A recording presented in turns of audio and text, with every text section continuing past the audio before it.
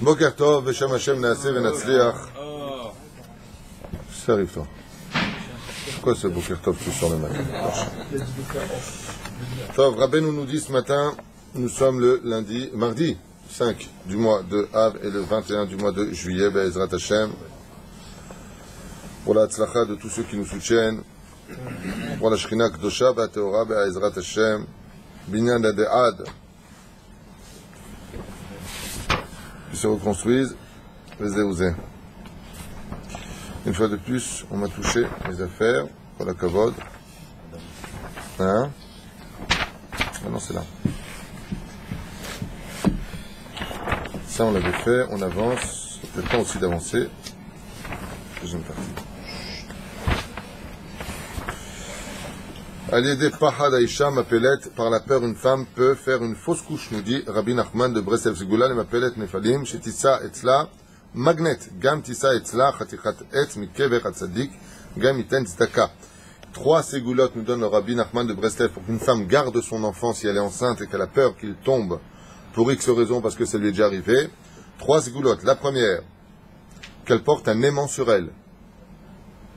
La deuxième, qu'elle prenne de la tombe d'un tzaddik un morceau de bois de la tombe du tzaddik, quelque chose qui est en rapport avec le tzaddik, comme ça il dit, ou encore un morceau de bois provenant de la sépulture d'un tzaddik, qu'elle garde sur elle. C'est pas en bois, de bois, c'est jamais en bois. Je dis ce qu'il y a marqué, prenez un bout de pierre, je ne veux pas vous changer les mots, il y a marqué Etz. Vous venez avec un burin. Qu'est-ce que vous allez faire avec le burin? On a un petit morceau du marbre. Les mecs, débrouillez-vous. Moi je vous dis ce qu'il y a marqué, vous inventez dans votre tête ce que vous voulez, j'en sais rien, prenez un bout de bois. Non, je veux dire quelque chose. Souvent dans les kvarim, je peux vous répondre parce que je voudrais vous laisser avec quand même un ta'am tov. Avec le temps, chez les tzadikim, il y a des branches qui poussent à droite, à gauche, il y a des comment ça s'appelle, nous? Des plantes qui sortent comme on le voit au kotel. Zé à Kavana. Kavana, là-bas, ce qui va sortir, ce qui va pousser de là-bas, tu le prends, tu le mets sur la femme, c'est une ségoula pour qu'elle garde l'enfant. C'est pas compliqué. Et pour finir, distribuer la tzedaka est un remède très très efficace pour pouvoir garder son enfant. Isha, chez m'appelait Tissa Etzla, Meital. Une femme qui subit des fausses couches devra conserver sur elle des gouttes de la rosée. Je finis puisqu'il reste encore 3. Comme ça, on finira avec ça. Zgoula m'appelait chez Timkor ou Bara. Oh oui. Je le dis ou pas? Oui. Qu'elle vende son embryon. Quel quoi? Elle le vend. À qui? À qui? À un Cohen, mais faut un Yoder. Elle le vend. Elle dit voilà mon embryon, je te le vends. Quand il est né, elle le rachète. Je me rappelle d'une femme qui m'avait raconté que son enfant en Tunisie était tombé très très très malade et les médecins lui ont dit, son fils qui était né, hein, Zéou, c'est fini. Qu'est-ce qu'elle a fait elle? Elle est partie le vendre à un Cohen, je crois. Et l'enfant a guéri. Quand il a guéri, elle a racheté l'enfant au Cohen. Non, je parle pas de ça. Je parle pas de ce qu'elle a fait le Pidyon Aben. On parle pas du Pidyon Aben. On parle de maman d'une situation. Pourquoi? Parce que elle était concernée par le problème. C'est pareil, la femme qui perd son enfant, c'est qu'elle est concernée par le problème. Si tu vends l'enfant, il n'est plus à toi. Donc l'enfant n'est plus concerné par ton problème. Donc il ne peut plus te servir de punition. Donc elle le vend. C'est ce qui a marqué. Celui qui n'est pas content, il va chez Rabbi Nachman, il dit que ça veut dire ce qui a marqué. Mais c'est où? Ba'avon sinatrina ma'isha m'apelet nefila. Par le biais de la haine gratuite, quand on n'est pas capable de pardonner, quand on n'est pas capable d'aimer sans raison, on peut perdre l'enfant qui est en nous. L'avidité de la nourriture et de la boisson chez une femme peuvent lui faire subir, chas v'shalom, ou lui feront subir plus exactement, une fausse couche comme ça, nous a dit Rabbi Nachman mi Breslev. David Ameler. Baruch, on commence.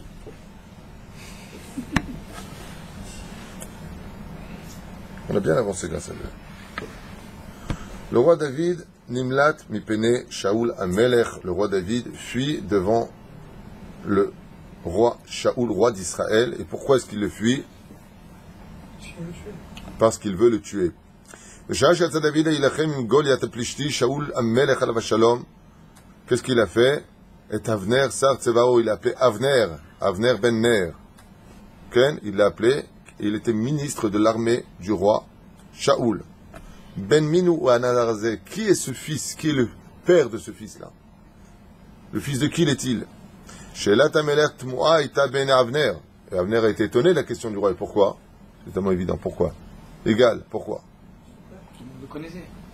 Qui sait tout le monde, particulièrement, qui connaissait particulièrement bien le roi David? Le roi Shaoul. Il le connaissait très bien. Il venait de jouer toute la musique tous les jours pour lui. Allo David Aya Yotseba Be'armon Amelech Umenagen Lefanav. Tous les jours il venait devant lui, il jouait de la musique. C'est comme si on est toujours ensemble. Et un jour tu dis, c'est qui lui? On prend ta température. Un problème. C'est quoi son sroute, non? Alors, lui, il dit, il veut comprendre d'où vient son mérite, peut-être. Sroutavot, il fait meod. Toi, qu'est-ce que tu dis? Baba Igal, il a dit. Baba Fitoussi, qu'est-ce qu'il dit? Allô, je te parle. Pareil, je ne prends pas de risque. Kedé Shelo Leachis et Shaoul Ana, le Avner, comme il n'a pas voulu énerver le roi, il était énervé, il faut pas énerver le roi. Il lui a répondu, Sheno Yoder, Ben Mianar. Je ne sais pas moi de qui il est le fils. Amit, Sherazar David Atour Nitzahon, alors que le roi David, on l'appelait comme ça parce qu'il n'était pas encore roi, il est venu avec toute la gloire qui l'entourait. Ben Miata, il lui a dit, tu es le fils de qui? Ben Ishai Bet Alahmi. Je suis le fils de Ishai, de la maison du pain, Bethléem. Avner Shama et Shelat Amelech Utshuvat David Veshalat Shaoul. Il a posé la question au roi Shaoul. Aïmen Chamakir et David Ve'et Mishparto. Parce que le roi ne connaîtrait pas le roi, David et sa famille. Et Shivlo Amelech, lui a répondu le roi. Yadati Shu Ben Ishai. Je savais qu'il était le fils de Ishai. Arratziti Ladat Im Motsao mi Bet Peretz ou mi Bet Zerach Ben Yehuda.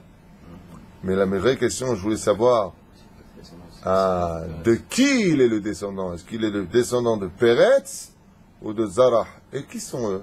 C'est l'enfant de Yehuda. Les enfants de Yehuda et de? Il a fait Ma Ben Peretz et Zerach. Quelle différence? C'était deux frères, deux tzadikim. Le Peretz est descendu de la lignée du roi David. Le Peretz, c'est la lignée du roi David. Et Zarah? Non, la question qui est très intéressante ici, c'est que Peretz et Zarah étaient les fils de Yehuda et de Tamar. Les deux des tzadikim. Azmaïn Afkamina, tu me dis le fils de Peretz ou de Zarah? Je pense que je veux te dire. Tu me dis, c'est le fils de Baba Saleh ou le fils de Rabbi Chaim Khouri? Les deux sont des tzadikim. C'est là. Azmaïn Afkamina. Qu'est-ce qu'on a à faire que ce soit Peretz ou Zarah? Omer Madou Aratzita Ladat Im Ezo Mishpaha ou Minimne. Donc on a vu que la question du roi Shaoul n'était pas fortuite, elle était intéressée pour avoir une réponse bien précise. Aussi Ravner de Sh'ol. Donc le Ravner lui a posé la question au roi Shaoul, et Shaoul Eshiv, Masoret biyadenu shemi Peretz ben Yehuda yitz'u la melachim, umzach yitz'u nechbedei ha'am. Yael Afkamina. Le Peretz, c'est la lignée royale, elle descend de Peretz, et pas de Zerach. Et qu'est-ce qui sort de Zerach? Qu'est-ce qui sort de Zerach? Comme ça. Il y avait une massorette, on savait que Yehuda, quand il a eu ses deux fils, il a annoncé, le roi HaKodesh, que de Peretz sortiraient les rois d'Israël de la tribu de Yehuda, pas de Zerach. Et de Zerach sortiraient les hauts dignitaires, des gens très importants du peuple, mais pas la royauté. Et donc, comme il a vu que David, maintenant, prenait de plus en plus de poids dans le peuple d'Israël, il a dit, bon, s'il est descendant de Zerach, il n'y a pas de problème. Il va devenir ministre chez moi, mais ce ne sera pas le roi. Mais s'il est fils de Peretz, ça veut dire que celui-là, il sera roi d'Israël, puisque la descendance de Peretz sont voués à devenir des rois d'Israël. Chez la vache et Bigdé à Kerav, chez lui, il a dit, car quand il a porté mes vêtements, Almo toi Bgadim Leafli, il s'est passé un miracle sur lui, Ve'alta Marshava, pour que s'est passé, les vêtements se sont contractés, mis à sa taille. Et donc, il pensait, Belibi, Shema, Anarazé, Imloch, Hacharai. Et peut-être que c'est lui qui va prendre ma place. Et alors? Si c'est lui, qu'est-ce que ça te dérange? C'est Dieu qui décide, non? Et quand on est roi, qui prend la place du roi? Le fils. Et c'est ce qui va se passer d'ailleurs, malheureusement. C'est Mephibosheth qui prendra le pouvoir pendant 2 années. Okay? Et après le roi David. C'est pour ça que je voulais savoir par intérêt de quelle famille il descendait. S'il vient de Peretz, c'est que ce sera un roi d'Israël. Et s'il vient de Zerach, un haut dignitaire, un homme bien, mais pas le roi. Etzichat Shaoul ve'Avner Shama Doeg Adomi. Et il y en a un là-bas qui était supra-intelligent, mais pas sage. Car la chokhma de l'homme ne se mesure pas à ses connaissances, mais à sa crainte du ciel. Et lui, Doeg à Adomi, un personnage spécial qui mourra très jeune, il mourra vers les 35 ans à peu près, il ne vivra pas très longtemps. Pourquoi? Dieu a un orgueil démesuré. L'orgueil tue l'homme dans ce monde, il faut le savoir. Et lui, par contre, il avait juste quand même quelque chose d'assez violent, c'est que c'était un expert en études de Torah. Pour se tenir face à Doeg à Adomi, il fallait se lever de bonne heure. Il n'y en a qu'un qui pouvait le faire. Il n'y en a qu'un qui était du niveau de Doeg à Adomi, c'était le roi David. C'est bien. Alors lui, qu'est-ce qui se passe? Doeg à Adomi, d'ailleurs, il était quoi Doeg à Adomi, vous savez? C'était le ministre de Shaoul. Non. Son bras droit, quoi. Non. Chef du Sanhédrin. Oh, chef du Sanhédrin. Pas Tagid maintenant, il fait partie du Sanhédrin. Il était Doeg à Adomi, chef du Sanhédrin. Vous comprenez de quoi on parle? Il était assis sur la chaise principale du Sanhédrin. Il parlait de 70 ans, il connaissait tous les secrets de la Torah, il connaissait les citra des Gloucha, la sorcellerie, il connaissait tout. Doeg à Adomi, c'est pas n'importe qui.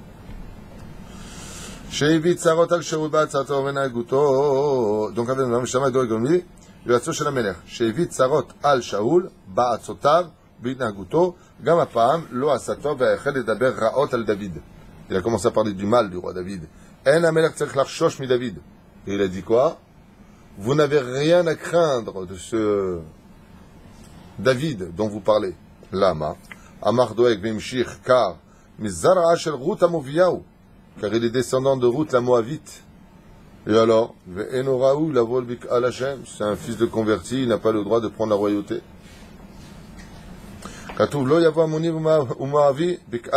il y a marqué dans la Torah que ces peuples-là, ces deux peuples-là ne viendront pas dans le peuple d'Israël. Leur conversion n'est pas acceptable. Les Moavim et les... Non, parce que c'est Moabite, c'est pas Moabite. Ça, c'est la suite. Les... Ça, toi, tu arrives à la Maskana. On n'en est pas là. Pour l'instant, on en est à Doeg à Adomi qui dit, et qui cite le verset de Moab. Les descendants de Moab ne pourront pas se convertir. Lo yavo bik al Hashem. Et les Ammonim ne viendront pas. Et lui, les descendants de Moab. Ruth est la princesse de Moab à la base. Okay? Avner ana le Doeg v'amar. Donc Avner, il s'est mêlé, qui était loin d'être bête aussi. Et il lui a dit, Omnam, Gazar Hashem kach, ulam al Ammoni ou Moavi amar, velo Ammonite ou Moavite. Avner, il lui a dit, Nachon, les hommes, mais pas les femmes. Ou madoua tedaber kach al yichuso shel David ou Moshia Israël. Et pourquoi tu t'en prends à ce David dont on parle, qui vient de sauver le peuple d'Israël de 40 jours d'humiliation? C'est comme ça qu'on remercie un homme, déjà, toi, tata, qui lui a dit, Lo viter doeg ve'osif lach is be'omro. Mais Doeg Adomi était quelqu'un qui se battait pour son honneur. Et il s'est mis en colère. Il dit quoi? T'es en train de me contredire, toi? Toi, le ministre de l'armée, là? T'es en train de me contredire à moi? Hashem gazar al Ammonim ve'al Moavim ve'lo yochlu le'tztaref le'olam el am Yisrael mikevan shelo kidmu et Yisrael be'lechem u'mayim she'avdru be'arzam. Il dit, qu'est-ce que tu parles, toi? Tu crois que t'es de mon niveau en Torah? Il lui a dit, tu sais pas que les Moavim, il y a marqué les Moavim, au pluriel, et les Ammonim au pluriel ne viendront pas dans le peuple d'Israël parce qu'ils ne sont pas partis apporter de l'eau et du pain au peuple d'Israël quand on est passé dans le désert, c'est une xérae. Donc qu'est-ce qu'il est en train de lui dire maintenant? Il la joue comme lui au pluriel. C'est là. Il ne savait pas qu'il avait déjà été loin? Qu'est-ce qu'il dit? Non. Il n'y a personne qui savait. Il était en cachette.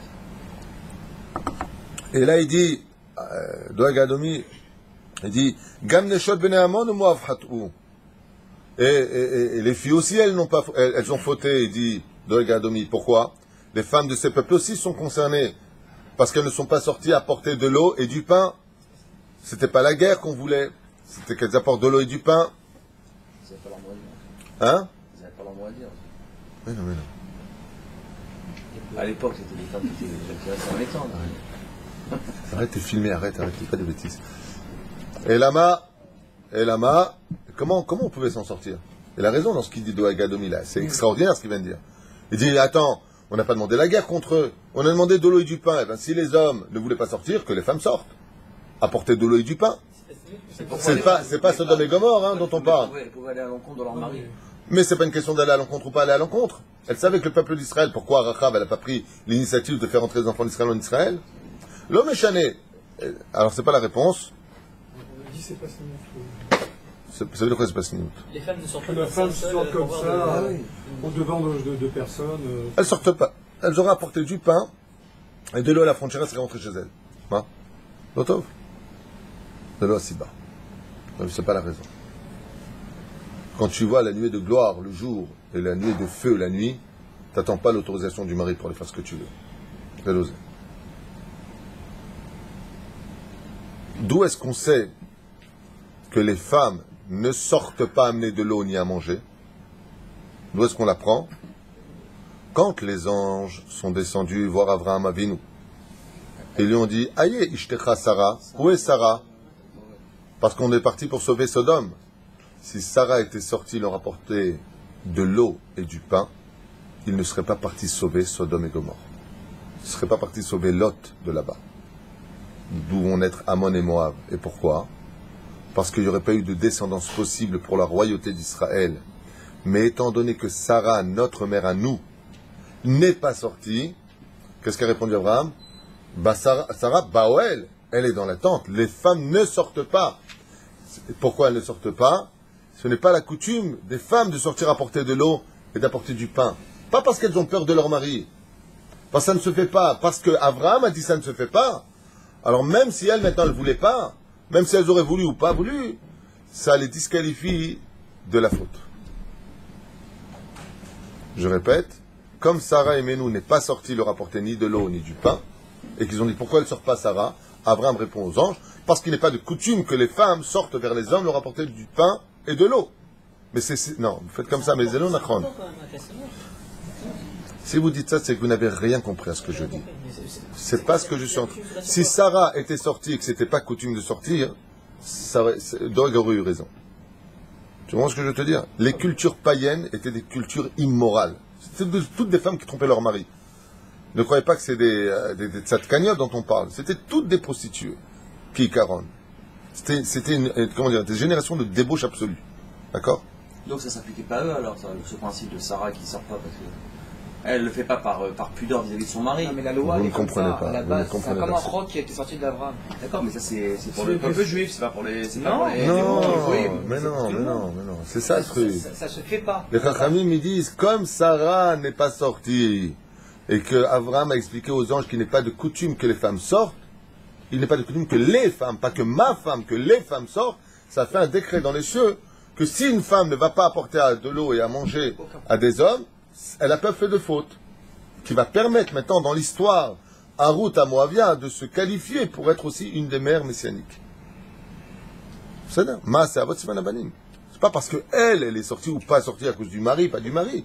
C'est parce que Sarah a fait un décret dans les cieux, dans sa conduite, qui fera un décret pour juger les gens et les uns les autres. C'est ça.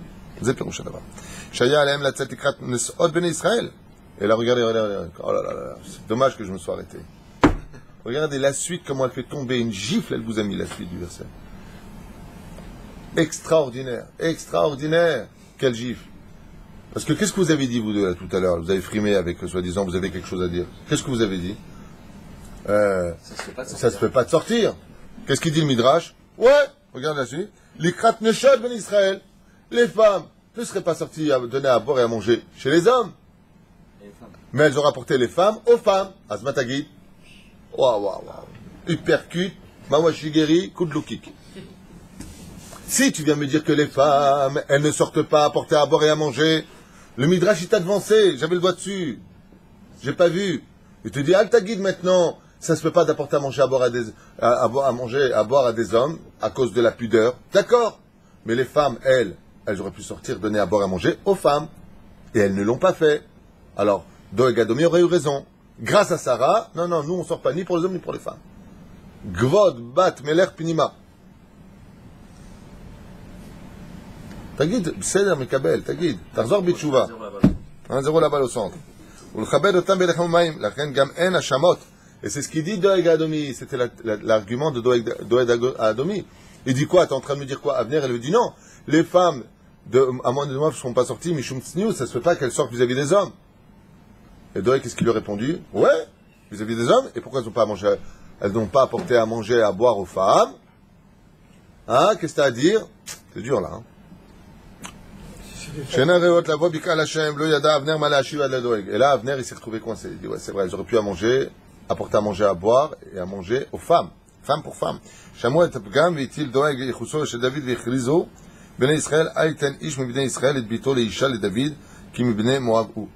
Et qu'est-ce qu'il a fait Doeg à Adomi? Il a fait un décret en tant que chef du Sanhédrin de ne permettre au roi David de ne se marier avec aucune fille d'Israël. Pourquoi? Parce qu'il n'a pas le droit de venir dans le cas d'Israël. On demande ce qu'a voulu faire Doeg à Adomi, il a voulu faire du roi David un goy. Toi, tu n'as rien à faire chez nous. C'est-à-dire la conversion de Ruth n'est pas valable. Donc, elle n'est pas valable. Donc, les enfants ne sont pas valables. Donc, toi, tu n'es pas valable. Ah, c'est une forme de jalousie un petit peu, non? Complètement. Non, c'est pire qu'une forme de jalousie. C'est une façon d'essayer de briller sur le dos des autres, quitte à les détruire. C'est une façon de dire, moi, je vais prouver, regardez-moi, moi. Et on sait que plus une personne se remplit de ce monde, plus sa vie diminue. Shamazot Yitra, Israéli. Et là-bas, il y avait un homme, très âgé, très israélite. Shalaf Harbo Vekara Bekol. Oy la ish asher ya'avor al divrei Shmuel hanavi. Il y a un vieux parmi l'assemblée qui était là-bas. Il a sorti son épée de son fourreau et il a dit, malheur à tout celui qui oserait remettre la valeur de la parole de Shmuel hanavi en question. Quand le prophète il dit quelque chose, faites très attention, il a dit. Rak al amoni ve'al moavin gzera gzera. Il dit, moi, je sais de quoi je parle. On ne parle que des hommes de Moab et de Ammon. Ve'ilou David mizara shel Ruth à Moavia. Et lui, il est descendant de la Ruth à Moavia, la femme et non pas l'homme. Ruth à Tzadeket chez Gaïra. Comment vous pouvez dire une chose pareille? Arrête. Ruth s'est convertie. Et elle s'est mariée avec qui? Boaz, chef du Sanhédrin. Il est en train de dire à Doeg, pour qui tu te prends, espèce de petit cure-dent? Tu crois que tu peux te mesurer, toi, à Boaz? Si Boaz, il a converti, il a épousé, toi, tu es en train de dire qu'elle est Goya? Talom Itbayesh, il lui a dit, il a sorti son épée, il a fait gaffe à ta tête, il lui a dit.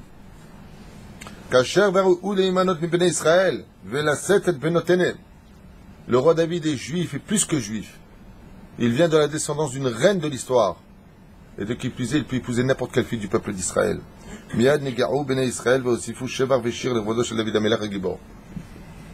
Là, il a apporté une preuve, il a dit, le prophète Samuel, il a dit, les Moavim, ils ne peuvent pas, mais les Moaviotes, elles peuvent. Et toi, tu es en train de dire le contraire? Tu es en train de te mesurer à qui, il lui a dit? Qu'est-ce que tu connais, il lui a dit? Il l'a remis un petit peu à sa place. Si on n'a pas le droit de rappeler à un converti qu'il est converti, ils sont passés, pourquoi on dit toujours Ruth à Moavia, Ruth à Moavia? Pourquoi on n'a pas le droit de rappeler? Non, mais on ne rappelle pas devant des gens qui ne le savent pas, mais tout le monde le sait. Maintenant, si Ruth à Moavia, on décrit par elle qu'elle est justement convertie, c'est pour qu'elle serve des gens d'exemple à ceux qui veulent se convertir. C'est pour cela que le livre de la conversion, c'est le livre de Ruth. Et à bonne science, car Ruth à Moavia était princesse d'un des pays les plus riches de cette époque. Et elle a tout laissé pour être une fille qui en arrivera à manger carrément, excusez-moi de le dire à voix haute, mais des restes qu'on pouvait trouver dans les champs pour appartenir au peuple d'Israël. Et elle a fait comme ceux qui veulent vraiment se convertir au judaïsme. Ce que tu mangeras, je mangerai. Tu manges kasher, je mange kasher. Ou tu dormiras, je dormirai. Si je dois être nida, je me séparerai de mon mari. Si je ne suis pas, je me mettrai près de lui. Verroulé. Elle vient enseigner l'attachement aux mitzvot de la Torah Leshem Shamaim. Et de qui plus est, son mariage est choquant, puisque Boaz avait, je ne sais plus combien, il avait très très âgé, il avait 100, plus que 100. Et plus que 100 ans, beaucoup plus que 100 ans. Tandis qu'elle était toute fraîche, elle avait à peine que 20 ans. Comment est-ce qu'une femme de 20 ans peut-elle se marier avec un homme aussi vieux que lui et qu'une journée, et elle ne s'est plus remariée derrière? C'est parce que toute sa conversion était faite en l'honneur de Dieu.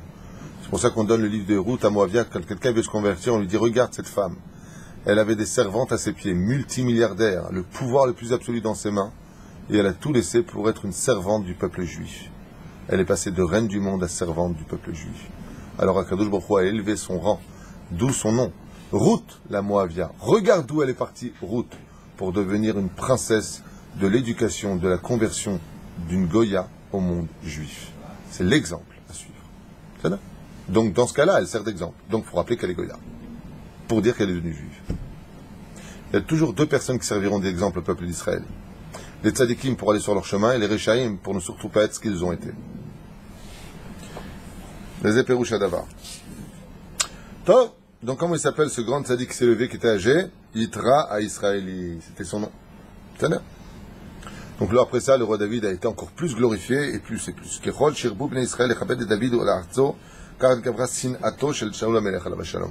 Plus il louait le roi David et plus la haine du roi Shaoul grandissait vis-à-vis de lui. Alors qu'il était marié maintenant avec sa fille, puisqu'il y a eu le mariage, et que Michal était une très très grande tzadékette, une femme merveilleuse, splendide, qui était tellement kadosh qu'on dit de Michal qu'elle mettait les tefilines tous les matins. Michal était une femme très pieuse. C'est pas interdit à une femme de mettre les tefilines minadin, mais étant donné que les grandes femmes d'Israël ne l'ont pas fait, il est interdit à une femme de mettre les tefilines. Je répète, qu'on ne vienne pas dire parce qu'on a entendu que Michal ou Broria ou Batsheva mettaient les tefilines, Chaz Shalom, qu'une femme aujourd'hui dise alors moi aussi je vais mettre les tefilines. Il y a eu des cas d'exception dans l'histoire, l'exception forme la règle. Si la femme du Rabbi de Lubavitch ne mettait pas les tefilines, la femme du Rav Yosef ne mettait pas les tefilines, la Rav Ben Sion Abba Shaul, le Rav Shach, Rabbi Yehuda Tzadka, tous les grands de la Torah, leurs femmes n'ont jamais mis les tefilines. Qui tu es toi pour mettre des tefilines? Et si tu le fais, tu fais un issour chamour de Yohara. Ça veut dire que tu es en train de dire que tu es plus grande que les autres, et donc tu seras jugé plus durement que les autres. Ça s'appelle des réformistes. Shem Shmor V'Yarachem. L'Aïcha, elle ne met pas ni les tefilines, chez Zemizman, Shazman Grama, ni le talit Chaz V'Shalom. C'est pas le derrière de la Torah. C'est-à-dire, l'Onagu. ביקש שאול להורגו באחד הלילות וציווה את עבדיו ללכת אל בית דוד ולהסתתר בקרבת ביתו. בבוקר יצא דוד מהבית ותפסו להביאו אל הארמון וכולי. On s'arrête là puisqu'il est déjà 9h, la prime vient d'arriver et le roi Shaoul va commencer à engendrer toutes sortes de plans pour tuer le roi David, pour une seule raison, d'une pulsion extraordinaire que l'on verra à l'occasion, la jalousie. La jalousie va pousser le roi Shaoul à commettre d'énormes erreurs. Et cette jalousie va engendrer aussi chez le roi David une situation désobligeante où il sera obligé de lui faire comprendre qu'il pourrait le tuer quand il voudrait, mais il ne le fera pas. Un combat qui demandera réflexion, le combat de la descendance de Binyamin, les Ashkenazim, face au roi David, les Sfaradim, selon le Metsudat de David, comme on l'a vu dans le livre de Yoshua ben Nun. Qui sera le roi? C'est curieux que dans l'histoire d'Israël, pour la première royauté, ce soit un descendant de Benjamin, d'un Benjamin qui prenne le pouvoir pour la laisser ensuite au Melech HaMashiach. L'ostam minashamayim, l'ostam dvarim shenemru. Aval, si le Metsudat David dit que les Ashkenazim sont descendants de la tribu de Binyamin, qui a la partie du territoire du Beth Amikdash à moitié chez lui, et Yehuda l'autre moitié, ces deux tribus ne se sépareront jamais, jamais, jamais. Et dans l'histoire, à chaque fois qu'il y a eu un règne, il a fallu d'abord que ce soit les descendants de Binyamin qui prennent le pouvoir, et ensuite Yehuda. Premier exemple, le roi Shaoul. D'autres exemples, le temps est passé, la reine Esther et Mordechai, qui sont de la tribu de Benjamin, qui vont sauver le peuple d'Israël. Après qui? Ezra et Nehemia. Une fois de plus, on retourne dans la tribu de Yehuda. Il y a toujours la tribu de Binyamin qui vient avant la tribu de Yehuda. Donc chaque frère Ashkenazim, ne vous méprenez pas, nous arrivons. Kol Tov.